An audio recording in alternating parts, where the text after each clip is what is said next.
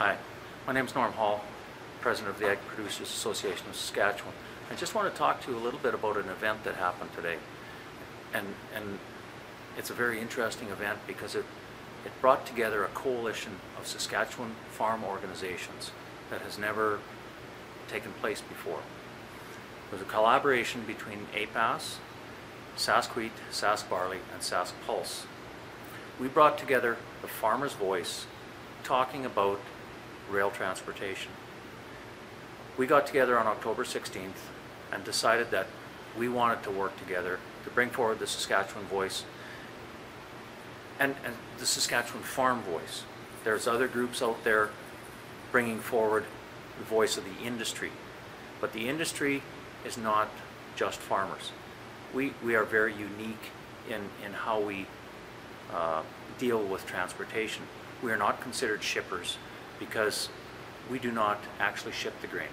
We sell it to the grain elevators, to those companies or to brokers or whoever, and they ship the grain, so they become the shippers. Although when push comes to shove, we pay the full freight rate. We pay if there's inefficiencies in the rail system. We pay when there's backlogs. We pay when there's demurrage happening at the east coast or west coast. We're always the ones paying. We have no one to pass it on to. So we brought forward a unique voice to the Canadian Transportation Act review process, and that was what was brought out today at the meeting. We came together with 4 groups that put together 4 key areas of recommendation. One was communication. There needs to be a clear communication of knowledge between port prices, between rail companies, between the ports themselves, between the grain companies, and right back to the farmers. All of those links need to work together if we're going to have an efficient transportation system. And right now, that's not all there. There's segments of it that work, but it doesn't all work together. So that needs to come forward, because in an open market system, those with the knowledge earn the gold. And with today's communication ability, whether it's social media, whether it's emails, texts, even faxes, with that technology, everybody should have all of the information at the same time on their smartphones, on their iPads, on their computers at home, even on their fax machines. That information should be available to everybody so they can make the proper market decisions in the open market. And marketing to rail demand as well. There needs to be competition in the industry. And when you have 2 railroads, 2 companies of any sort that split the province in half, one company sort of takes the south half, one has the majority of the market share in the north, and they call themselves competing forces. It's not a very competitive force. They know that they have a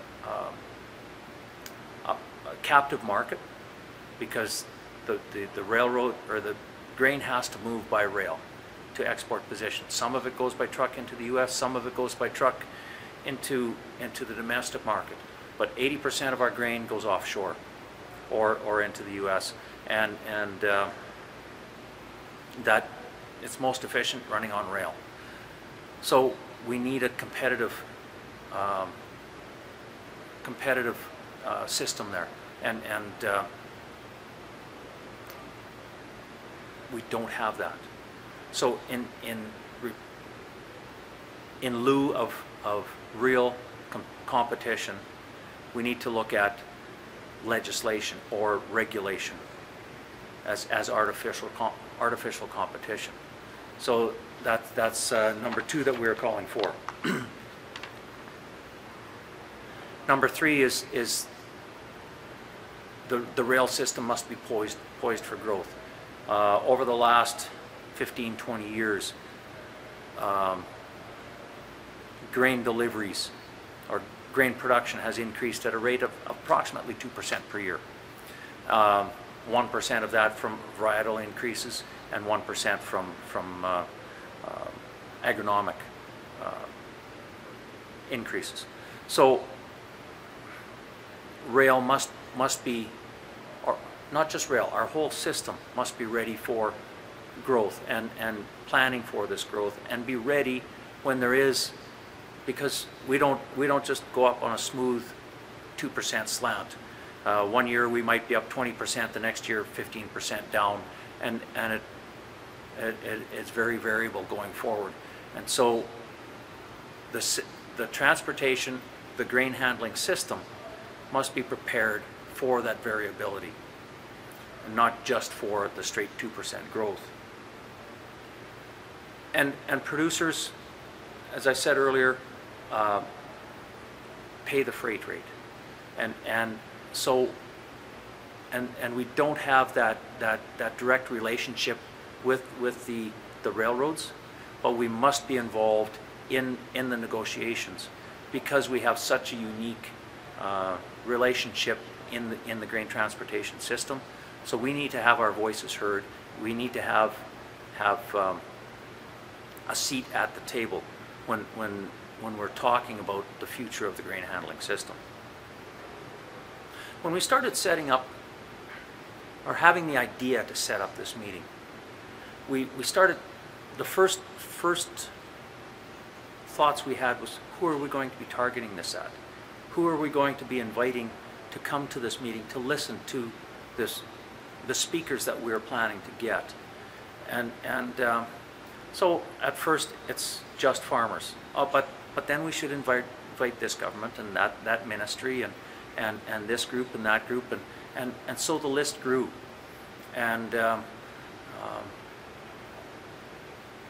when we started working on the budget, how many people are we going to be expecting, and what kind of dollars are we going to be spending, and all of these things were going through our heads.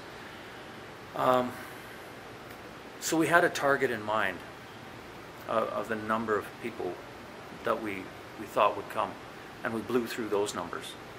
And that was for the registered numbers.